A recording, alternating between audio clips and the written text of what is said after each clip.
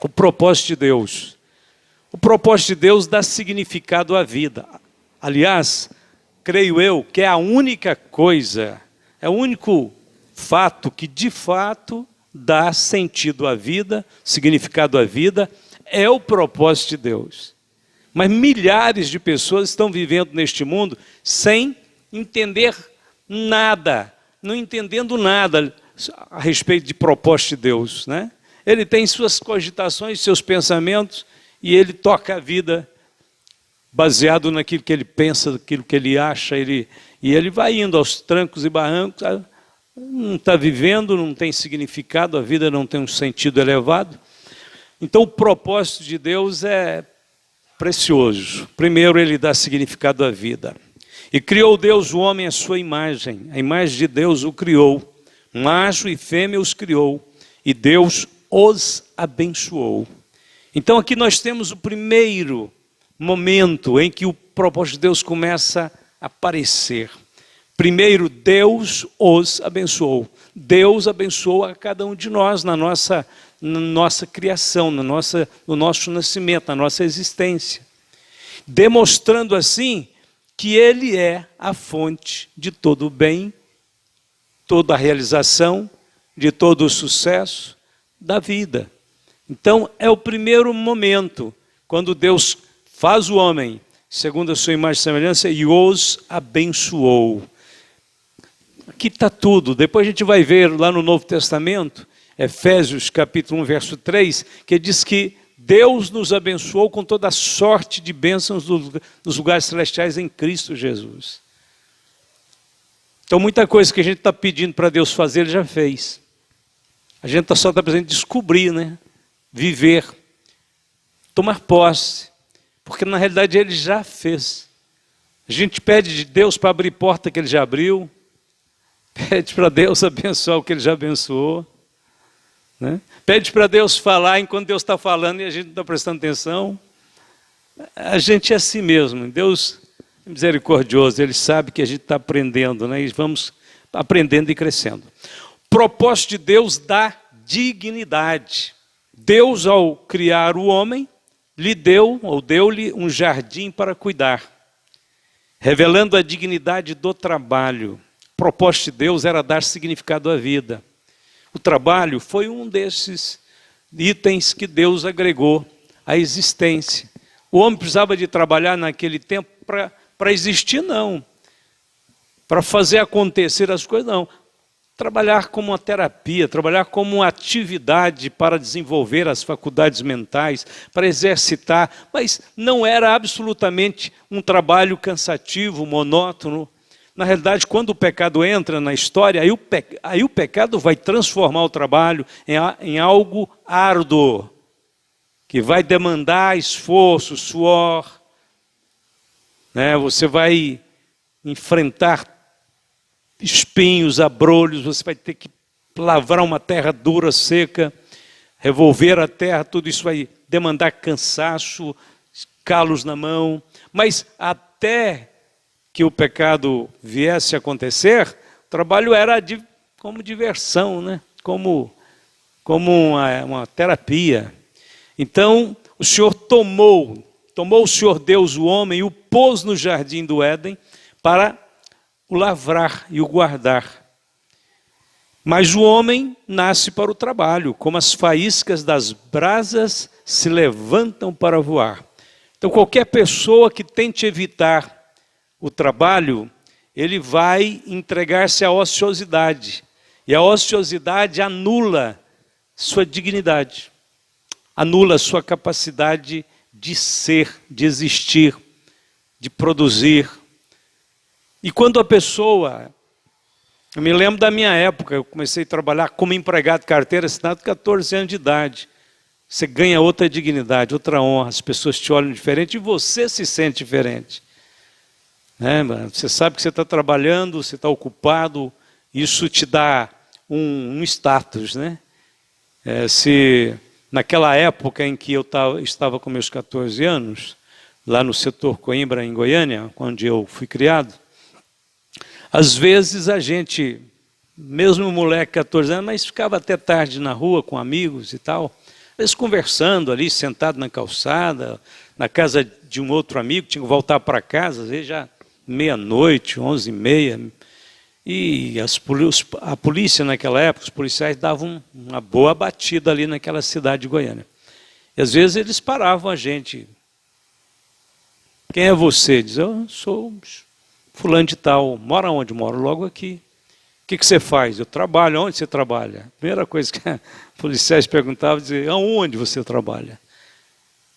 Naquele tempo eu já trabalhando, às vezes até carregava a carteira de trabalho no bolso, que era de menor. Então era uma apresentação, a melhor que tinha era a carteira de trabalho no bolso. Apresentava a carteira de trabalho, os policiais diziam, muito bem, você é trabalhador, mas vai para casa que está tarde.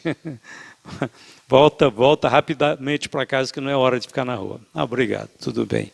Mas o propósito de Deus, ao dar ao homem o trabalho, dava a ele dignidade. O propósito de Deus gera espiritualidade, que coisa incrível. Quando você sente que está fazendo aquilo que Deus quer, você cresce em espiritualidade. Então este é o terceiro item, deu-lhe um mandamento, revelando a virtude da obediência e da fé. E ordenou o Senhor Deus ao homem, dizendo, de toda árvore do jardim comerás livremente, mas da árvore da ciência do bem e do mal, dela não comerás, porque no dia em que dela comeres, certamente morrerás. Gênesis 2, 16, 17. Ao estabelecer este mandamento, ao criar esta segunda via, uma via alternativa, Deus não fez nada de errado, não fez nada de ruim ou de mal. Alguém poderia dizer, mas se não tivesse, Deus não tivesse estabelecido essa árvore ali, não ia ter problema, o homem não ia cair. Sim, mas o homem também não ia crescer. O homem também não ia desenvolver sua capacidade de escolher, sua habilidade de discernir, de julgar entre o certo e o errado, entre o caminho largo e o caminho estreito, a justiça e a injustiça. Ele ficaria neutro no universo que já existia uma vontade alheia de Deus. E quando ele fosse confrontado com aquela vontade alheia de Deus, ele estaria totalmente despreparado e à mercê da ruína. Então Deus tem o controle de tudo, Ele monitora tudo, então ele permite acontecer, mas Ele não tira os olhos do homem hora nenhuma. Ele sabia que Satanás estava por ali, mas Deus é muito sábio. Ele está permitindo que uma força negativa, uma força incontrolável, destruidora, Ele está permitindo que ela se reaja para que os seus próprios propósitos se cumpram. Porque é exatamente nessa segunda via que surge da vontade alheia de Deus, é que Deus vai criar uma família, vai criar filhos para levar para a glória, amadurecidos, testados, provados e aprovados para viver eternamente com Ele. Então não podemos deixar de entender que Deus, irmão, estava com os cordões tudo na mão ali. Não tinha nada à solta ali, ao léu, ao bel prazer ali do destino. Aliás, quando a gente fala de propósito de Deus, a gente tem que lembrar que tem uma distinção muito grande entre o propósito de Deus e o fatalismo, o determinismo. O propósito de Deus não é fatalista, não. É um plano de Deus que Deus oferece para os seus filhos seguir. Tem muitas pessoas que dizem, quem tiver que ser, vai ser. O que tiver que acontecer, vai acontecer. Não, tem muita coisa que não devia acontecer e vai acontecer. E Deus não tem nada com isso. O indivíduo sai da sua casa, vai para um lugar de pecado, de vício, de jogatina, de sexo livre, e ele vai para aquele lugar e lá tem uma briga, uma confusão, e alguém saca de uma arma, começa a atirar e acerta aquela pessoa e ela morre. Depois você vai ouvir alguém no velório dizendo, certamente Deus quis assim. Não, Deus não quis assim, Deus não estava nessa história. Ele procurou um caminho que Deus previne o homem a não andar nele. Então não tem nada, isso aí não tem nada a ver com o propósito de Deus e nem é fatalismo. Ele não precisava de estar lá, não tinha que estar lá. Então o que aconteceu é que o diabo dominou aquela situação e causou aquele dano. Mas o propósito de Deus está bem longe disso, não tem nada a ver com isso. Quando a gente fala que Deus é soberano, nós temos que pôr um parêntese. Porque Deus, sendo soberano, Ele deu ao homem o livre-arbítrio. Você está dirigindo numa estrada, numa alta estrada, seu veículo é novo, é bom, anda demais, e as placas estão alertando que você não pode passar de 110, mas você está a 170. E quando você pensa que não, você perde o controle do carro e ele desaba num despenhadeiro. E aí algumas pessoas morrem no acidente. Não adianta dizer que é fatalismo, é porque estava determinado que estas pessoas morressem dessa forma. Isso aí já estava escrito, estava estabelecido por Deus. Não estava. Deus não tinha aquele plano para aquelas pessoas, eles estavam fora da vontade de Deus, brincaram com o veículo, arriscaram, foram além dos limites e colheram destruição e tragédia. Então o propósito de Deus não tem nada a ver com fatalismo. É bom entender isso. Quando o Senhor então coloca a árvore da ciência do bem e do mal ali, adverte o homem que ele deve guardar aquele único mandamento que Deus está dando, Deus estava criando a primeira alternativa para o homem ser homem, para o homem ter decisões, para o homem ser verdadeiramente segundo a imagem e semelhança de Deus. Então, isto é o propósito de Deus gerando espiritualidade. O propósito de Deus nos atrai. Esse é o quarto item. Deus trouxe ao homem todos os animais do campo, todas as aves do céu, para ver como lhes chamaria, permitindo que o homem concluísse o que ele havia começado. Mas o que isso sugere? É o propósito de Deus. Ele deixa os animais, as aves, os animais do campo, as aves do céu, sem nome. Ele podia ter posto o nome na criação, de um por um. Ele deixa sem nome, diz: olha, Adão, essa tarefa eu deixei para você. Eu quero que você trabalhe comigo. Eu quero que você compartilhe comigo deste grande propósito de criar, de nomear, de estabelecer, de coordenar, de gerir as coisas. Então o homem sente o quê? Sente o companheirismo, né? Que ele pode ter esse companheirismo com Deus, e que, em outras palavras, é a comunhão, a infinitude da comunhão. E a Bíblia diz que Adão pôs os nomes a todo o gado e às aves dos céus e a todo animal do campo, mas para o homem não se achava adjutora que estivesse como diante dele. Mas falta algo, mas o homem está se sentindo realizado, imagino eu, no final daquele dia. Se é que gastou só um dia, não gastou, deve ter gastado meses, né? Para ele colocar nome em tantos animais e aves que existem neste mundo, né? E talvez, eu não sei, é só uma imaginação minha, talvez Adão colocasse o nome lá no hipopótamo, né? Mas ele, tentando resolver a tarefa logo, colocou, em vez de chamar de hipopótamo, aquele animalzão daquele tamanho imenso, né? Pôs o nome dele de quê? Pensa num animal bem suave, coelhinho. Aí no outro dia ele dormiu, acordou e disse: acho que eu não associei bem o nome daquele lá, não parece com coelhinho não, eu vou arrumar outro nome para ele. E ninguém nunca tinha falado o nome de nada para ninguém. A gente sabe porque já ouviu, já leu, tem no dicionário. Imagine se você tivesse chegando agora no planeta Terra, não conhecesse nenhum vocábulo, nenhum nome. Adão tinha que criar o nome, associar o nome e estabelecer o nome. Aí ele disse: ó, Senhor, eu preciso refazer aqui, ó. Levanta a cabeça aí, ô grandão. Aí o hipopótamo levantava assim, bufando aquelas narinas dele, jogando água para todo lado, né? Disse: não dá certo chamar você de coelhinho, não. Eu vou te chamar de hipopótamo. Ah, agora deu certo. Aí o Adão deve ter demorado a colocar nome de todos os animais, associando com a aparência, com o jeito de ser, né? Que as palavras não são aleatórias assim, elas têm uma associação, né? Geralmente quando a gente vai ensinar as crianças que estão começando a ser alfabetizadas, a gente associa a palavra a algum desenho, né? A um desenho para ele ligar aquele som, aquela associação de sílabas com o objeto. E essa ligação que a gente faz na mente que ajuda a gente a ler mais rápido. Você não precisa ficar ligando sílabas. Você vai olhando ali, um desenho de uma casinha, está escrito ao lado, tem uma palavra ao lado, deve ser casa, e é casa mesmo.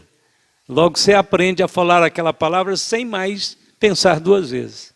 Acabou, que ficou gravado o resto da sua vida.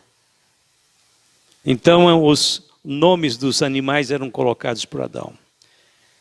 Quinto, o propósito de Deus une corações, sentimentos. Deus deu ao homem uma companheira idônea, revelando a grandeza do casamento. Mais um propósito de Deus aí para o homem, casamento. Unidade com outra pessoa que vai ser a companheira ou o companheiro da vida. Então, da costela que o Senhor Deus tomou do homem, formou a mulher e trouxe-a a Adão. E disse a Adão: esta é agora osso dos meus ossos, carne da minha carne. Esta será chamada varoa, porquanto do varão foi tomada. Portanto, deixará o varão seu pai e sua mãe, e apegar-se à sua mulher, e serão ambos uma carne.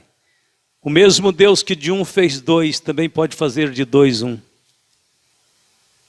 Esse é o mistério do casamento, do lar, depois da família, que advém dessa unidade de um homem e uma mulher que são ligados um ao outro para preenchimento de necessidades emocionais, psicológicas, afetivas, físicas. Que coisa tremenda, que lindo a mente de Deus, né?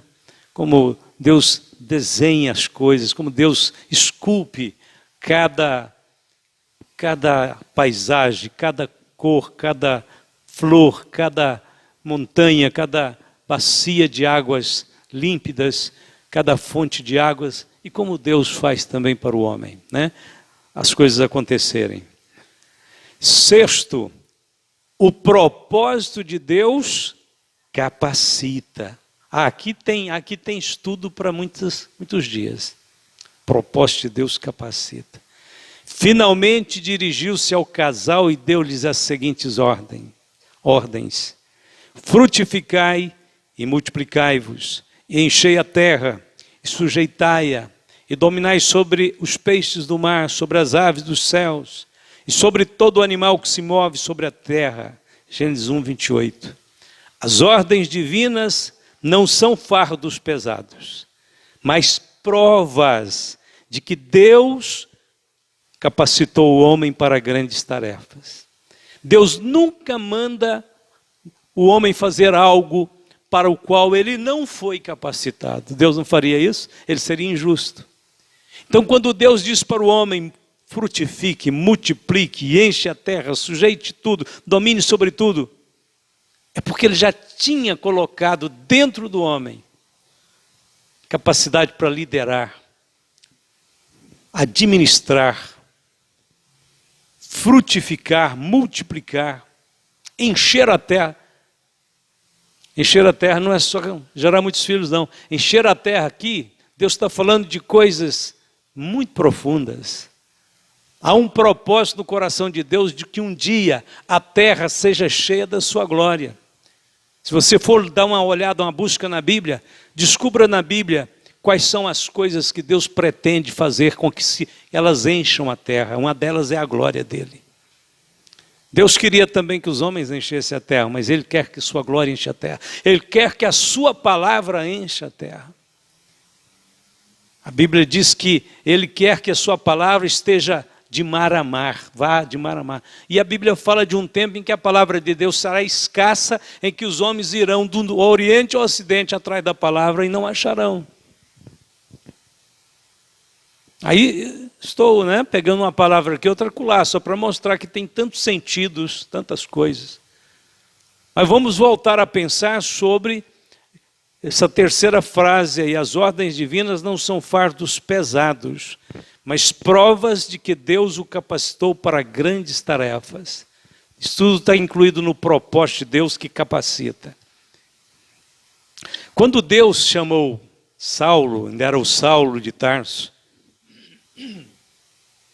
a Bíblia fala ali que ele vai da estrada de Damasco, cego, para a cidade de Damasco, lá na Síria, Damasco está lá até hoje no mesmo lugar. A rua direita existe lá em Damasco.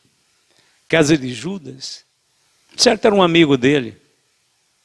Fica hospedado lá cego. E Deus vai e fala com Ananias: Ananias, vai à casa de Judas, rua direita.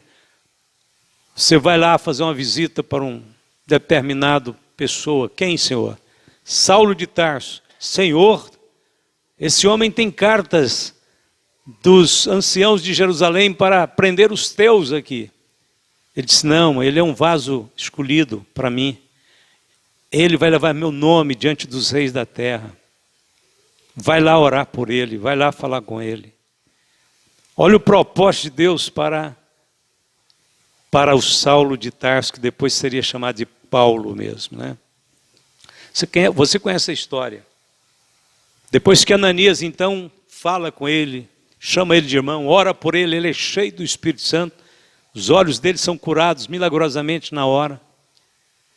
E o Ananias fala para ele: olha, o Senhor me enviou porque você é um vaso escolhido.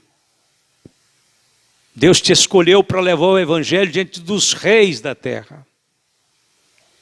A partir daquele momento, Paulo sabia que enquanto ele não cumprisse o propósito de Deus, ninguém poderia fazê-lo parar, nem a morte.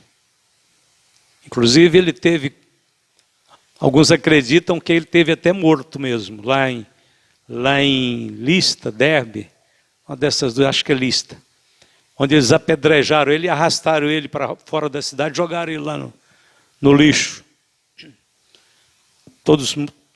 A maior parte dos estudantes da Bíblia acredita que ele tinha morrido.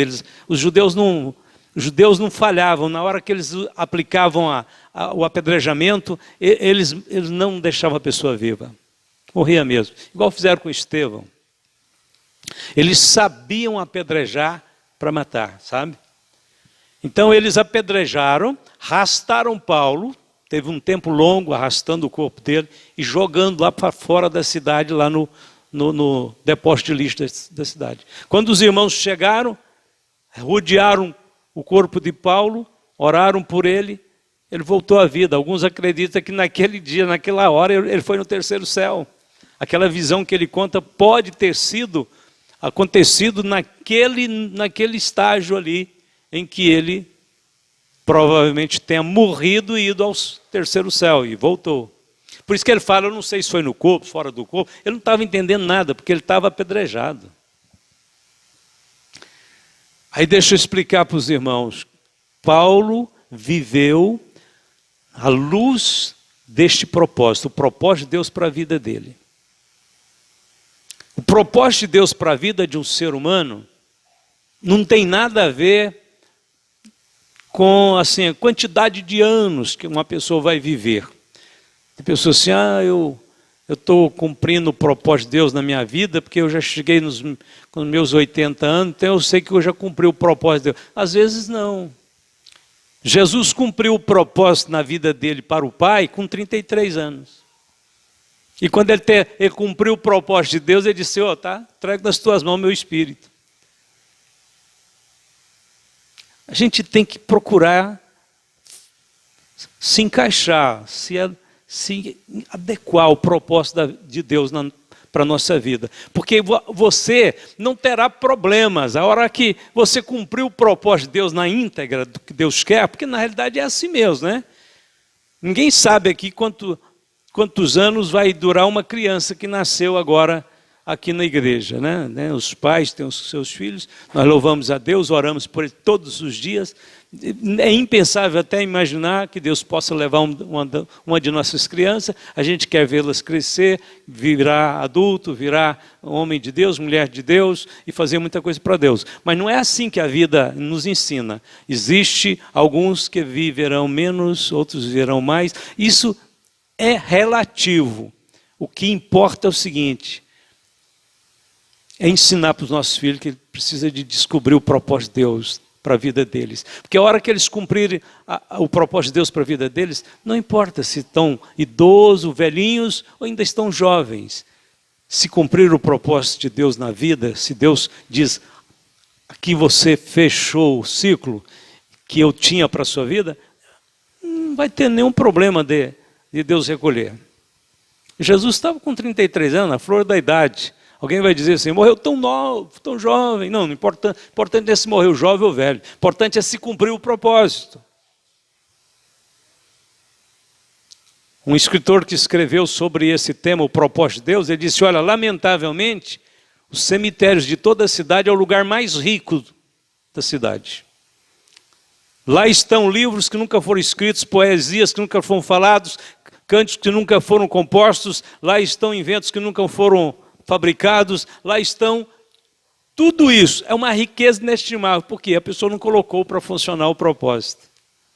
Partiu e levou consigo, né?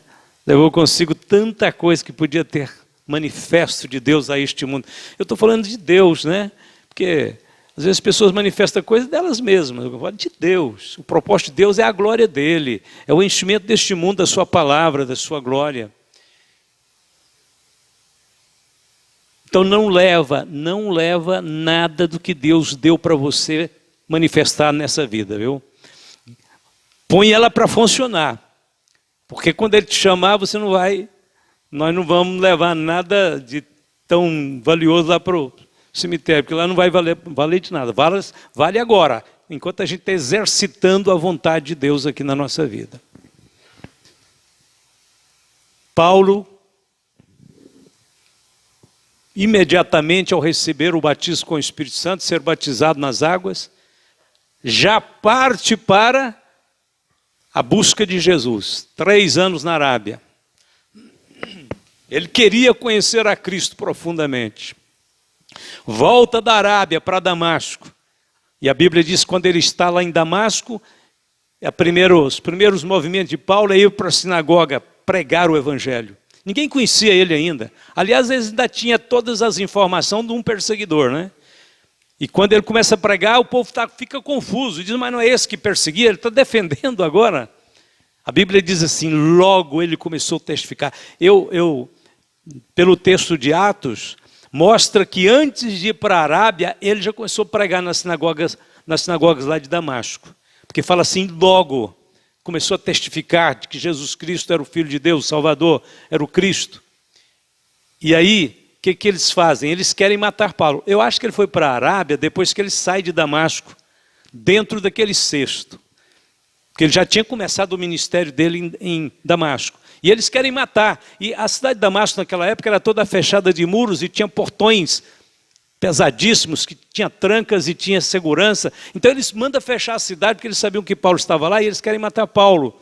E aí quando os irmãos descobrem que eles estão tramando para fechar a cidade, trancar a cidade e pegar Paulo para matar, eles, Paulo, vamos descer pelo muro. Aqueles muros não eram muito pequenos, muito baixinhos não, mas tinha 30 metros de altura aqueles muros. Os muros de uma cidade. E aí como é que desce Paulo? Não tinha elevador naquela época. Eles vão inventar um elevador. Os crentes cristãos são inteligentes, inventaram um elevador nessa época. Arrumaram uma corda, arrumaram um cesto. Que perigo, hein? Que eles estavam correndo, aquele cesto desencaixar lá, aquela urdidura, aquela tessitura de cipó, de palha, sei lá. Era muito bem feito aquele cesto, era bem feito para aguentar um homem, né? ainda tinha que amarrar na corda, mas eles arriscaram, mas de qualquer forma é assim, todo invento começa do jeito que pode. Depois eles iam fazer os sofisticados elevadores.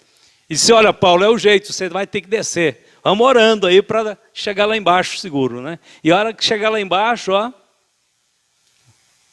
vai embora, porque senão eles vão te matar mesmo. Nós sabemos que aqui os judeus aqui são perversos.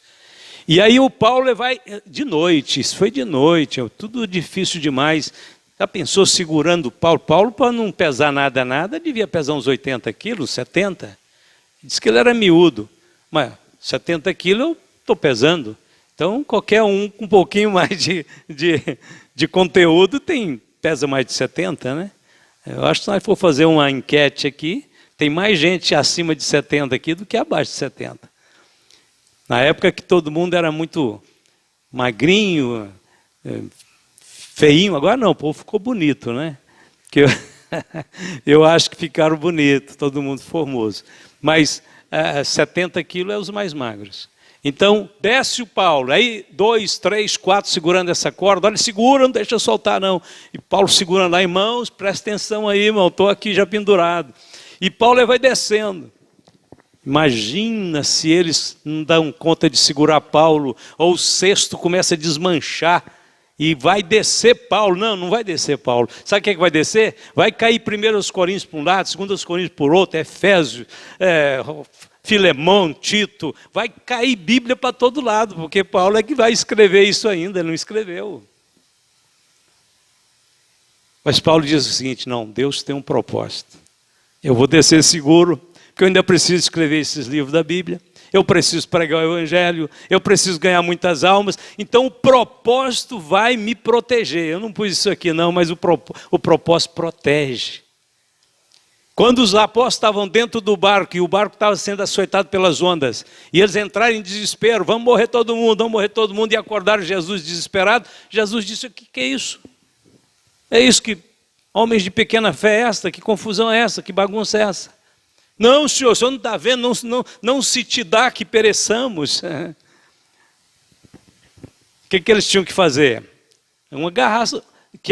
Cada um agarrasse com Cristo, um no pé, outro no braço, outro na cabeça de Cristo, agarrasse tudo com Ele.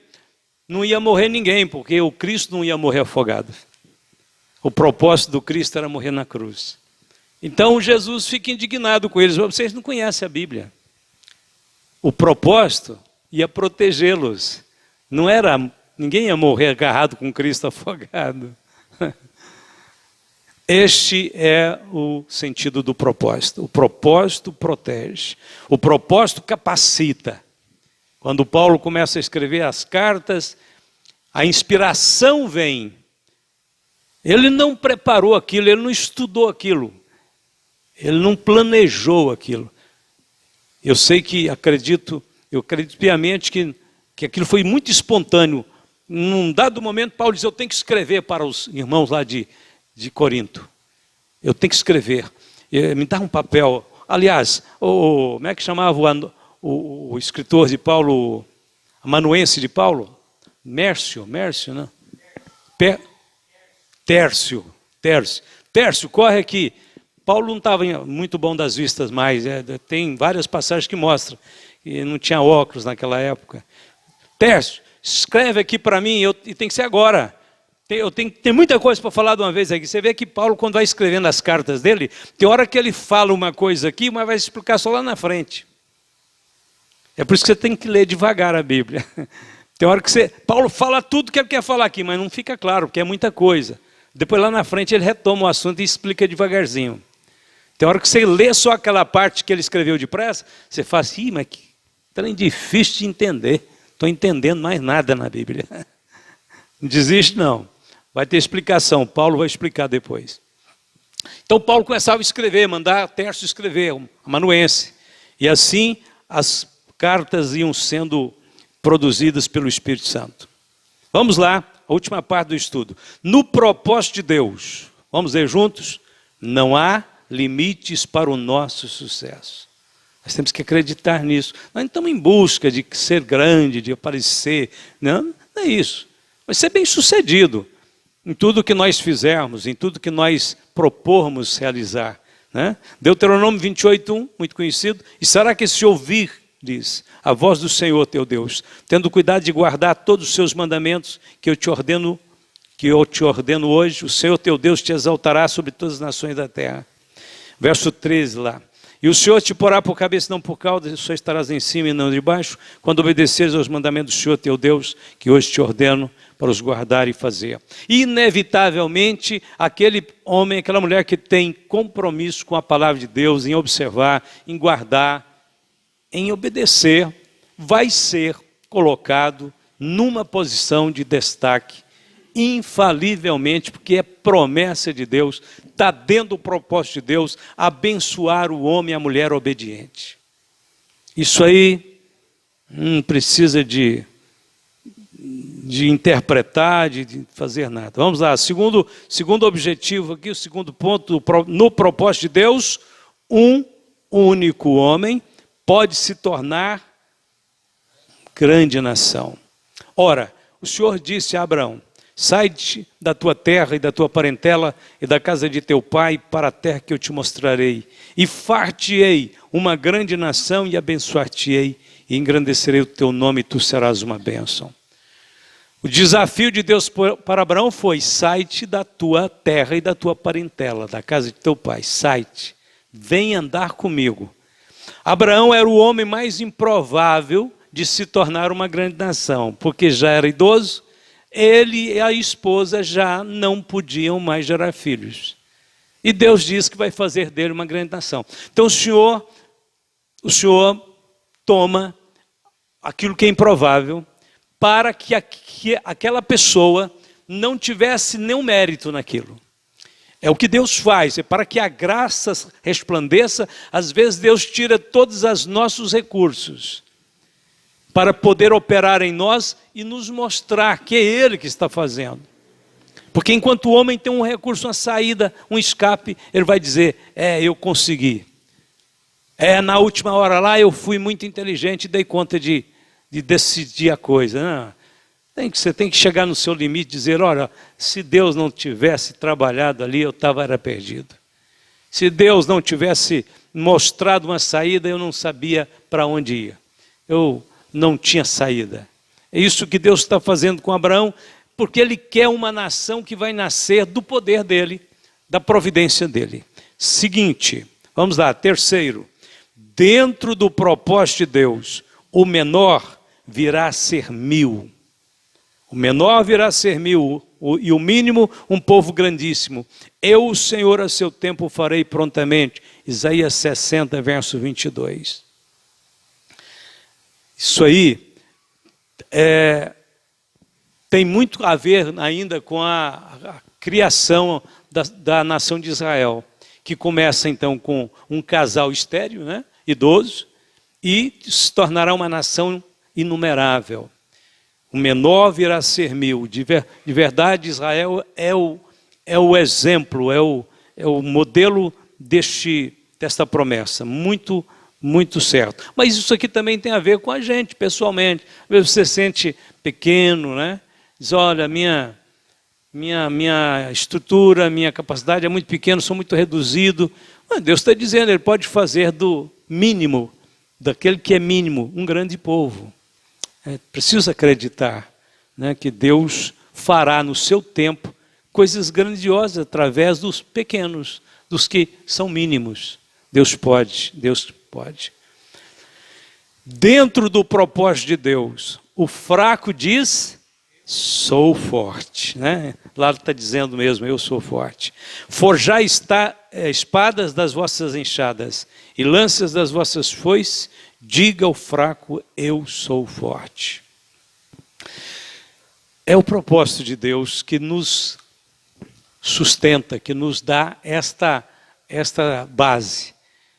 Eu sou forte. Dentro da vontade de Deus, irmãos, você é invencível.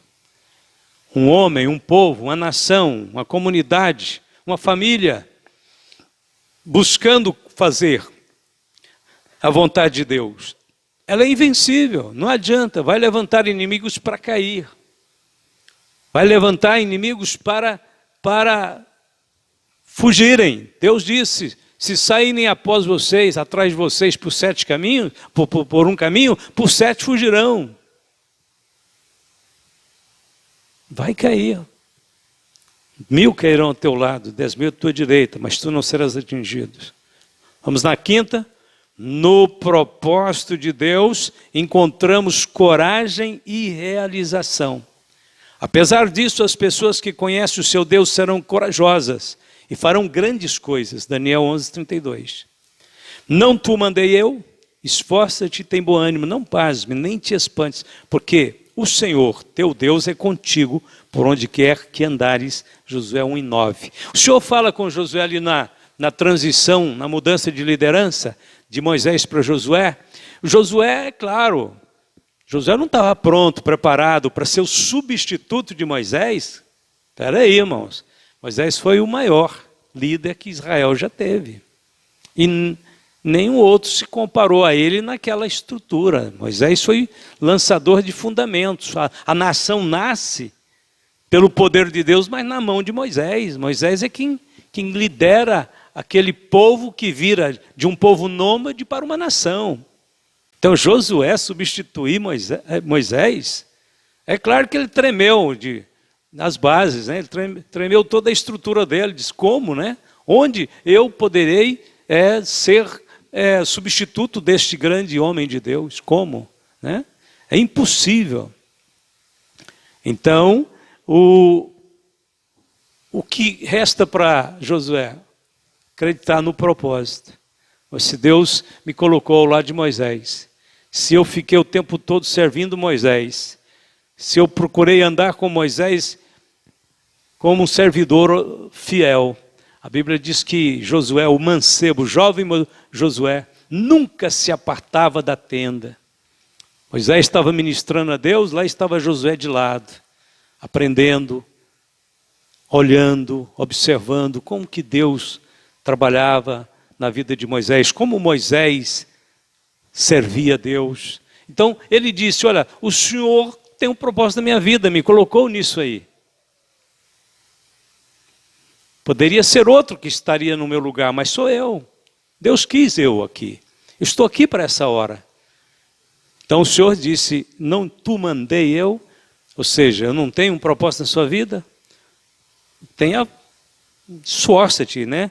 Arme-te de força, tem bom ânimo, eu sou contigo. E é isso que fez Josué então ser o líder que ele foi, o propósito de Deus. Sexto, o propósito de Deus leva às águas profundas. Quando acabou de falar, disse a Simão, avance para as águas mais profundas e lancem as redes para a pesca. Simão respondeu, mestre, tentamos a noite inteira e não pescamos nada. Mas em atenção à tua palavra vou lançar as redes. Assim fizeram e apanharam tamanha quantidade de peixes que as redes se arrebentavam. Lucas 5, de 4-6. Essa é um dos primeiros milagres de Jesus ao preparar, ao chamar os apóstolos, né, os primeiros apóstolos. Primeiro discípulos, depois eles vão se tornar apóstolos. E o Senhor tinha um propósito na vida deles. Pedro acreditou ali, o Senhor está me mandando, olha, pela prática que nós temos, não tem mais solução. Não tem peixe aí nesse rio, nesse lago. Não tem, não é hora, não tem como. Nós vasculhamos a noite inteira uma boa hora para pescar e não tinha. Mas o Senhor está dando a ordem para fazermos, vamos fazer. O propósito é esse. Eles viram que o Senhor Jesus tinha autoridade. Se ele estava dando ordens, vão agora mais para as águas mais profundas. E não é fácil pescar em águas profundas, é mais difícil. Mas o Senhor manda. Lance as redes lá. E a Bíblia diz que o milagre aconteceu. 8. O propósito de Deus nos leva do natural para sobrenatural. Vamos ler isso aqui. Mas à quarta vigília da noite dirigiu-se Jesus para eles caminhando por cima do mar. E os discípulos, vendo-o caminhar sobre o mar, assustaram-se, dizendo, é um fantasma, e gritaram com medo. Jesus, porém, lhes falou logo, dizendo, tende bom ânimo, sou eu, não temais. E respondeu-lhe Pedro e disse, Senhor, se és tu, manda-me ir ter contigo por cima das águas. E ele disse, vem. E Pedro, descendo do barco, andou sobre as águas para ir ter com Jesus. Mateus 14, 25 a 29.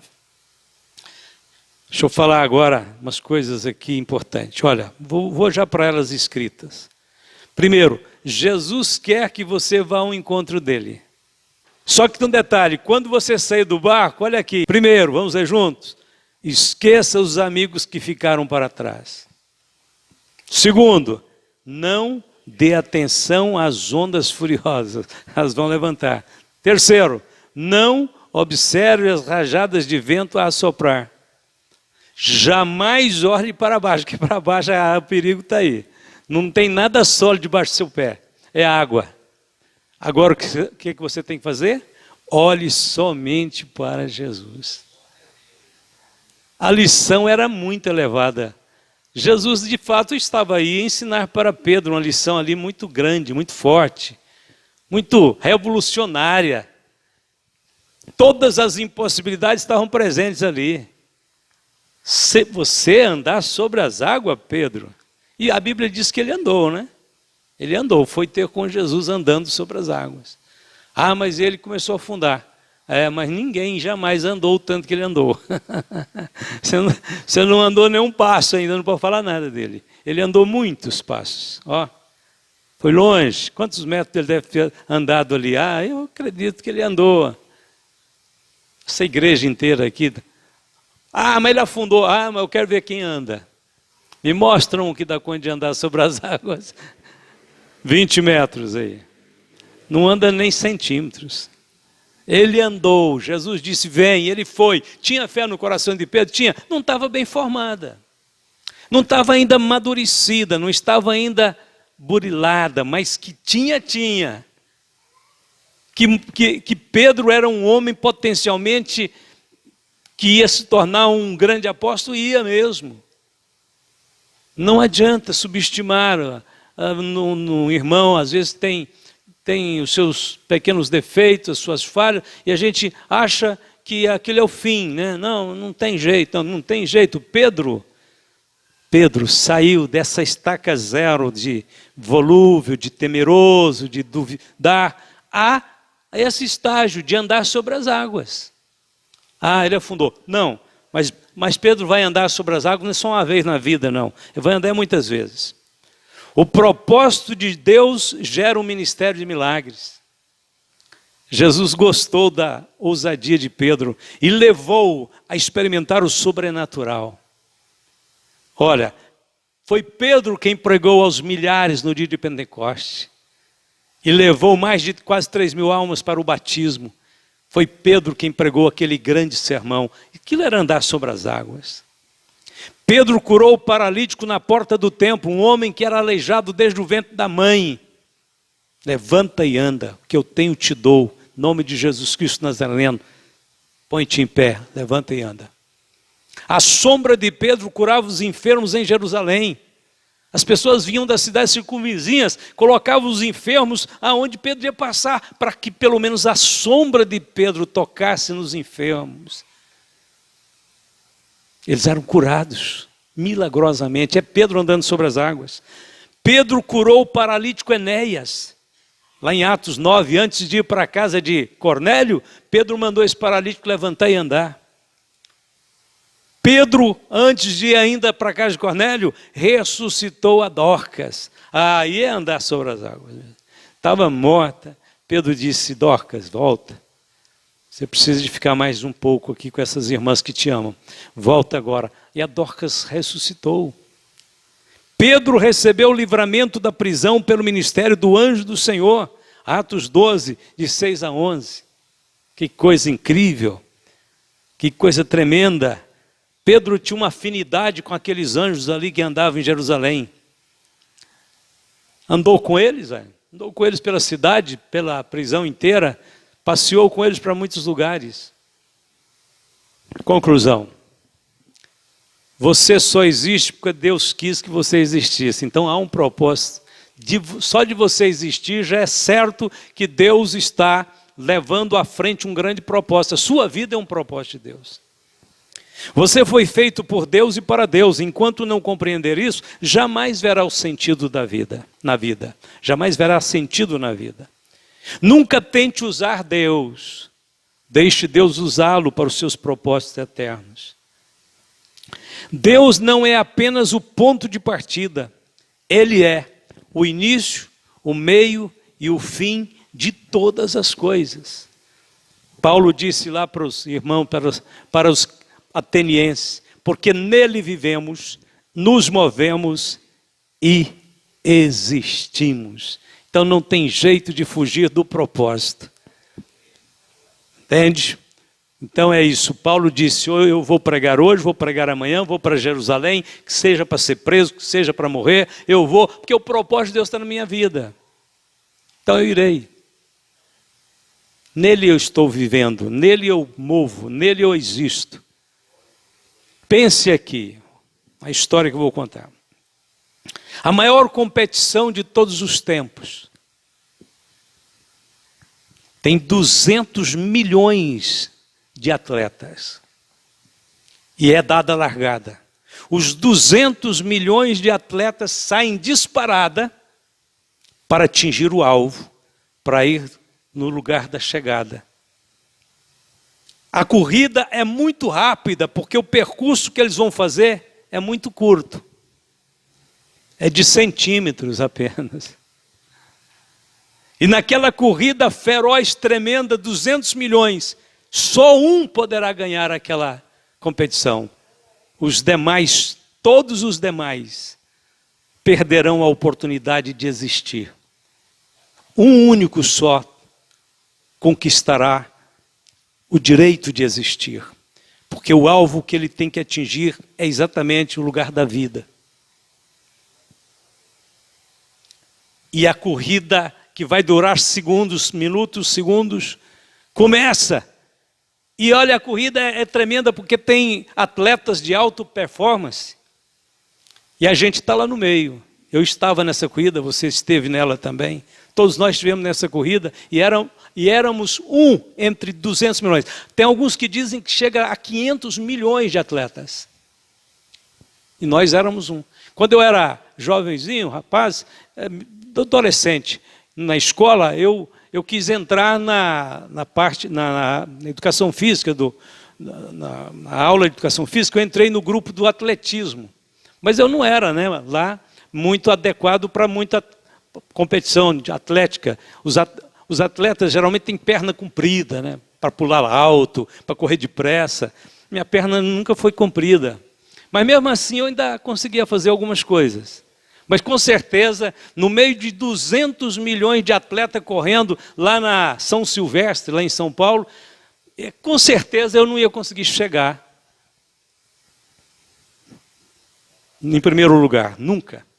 Mas por incrível que pareça, naquela corrida de 200 milhões, que aconteceu fora dos olhares humanos, naquela grande corrida, alguém está sendo condecorado como vencedor. Olha quem é.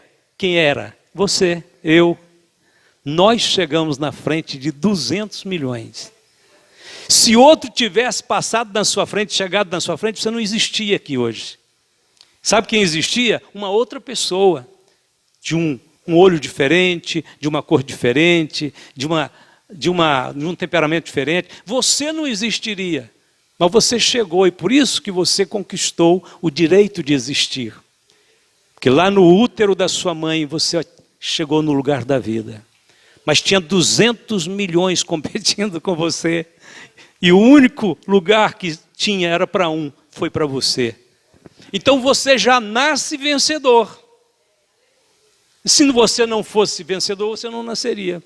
Aí você fala, mas eu não poderia vencer, porque eu não acho que eu tenha habilidades, condições para uma competição tão forte dessa. Pois é, aí está reforçada então a ideia de que você venceu porque Deus tinha um propósito na sua vida, na sua existência. Então está confirmado que nós estamos aqui pelo poder de Deus. Se vamos viver, nós já passamos de, quase todo mundo está aqui, já passou disso, né? Vamos pensar que a gente está falando para Até que para criança. Se nós vamos viver 10 anos, 15 anos, 20 anos, 80 ou 100 anos, isso não importa. Importa que nós já somos mais do que vencedores por aquele que nos amou.